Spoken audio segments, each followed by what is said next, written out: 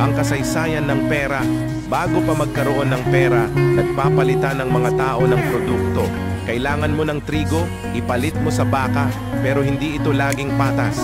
Noong 600 bago ang Kristo, lumitaw ang unang mga barya sa Lydia, ngayon ay Turkey. Kaya mas naging madali ang kalakalan. Sa ika-7 siglo, ipinakilala ng China ang papel na pera. Mas magaan at mas madaling dalhin kaysa sa barya. Noong Middle Ages, nagpasimula ang mga bangko ng cheque at promissory notes para mas mapadali ang transaksyon. Pagsapit ng 1,950, binago ng credit cards ang paraan ng pagbabayad, paalam, cash. Ngayon, gumagamit tayo ng digital payments at cryptocurrency tulad ng Bitcoin. Patuloy ang pagbabago ng pera. Ano ang susunod? Baka tuluyan ng palitan ng AI at digital currency ang cash. Ano sa tingin mo? I-comment ang iyong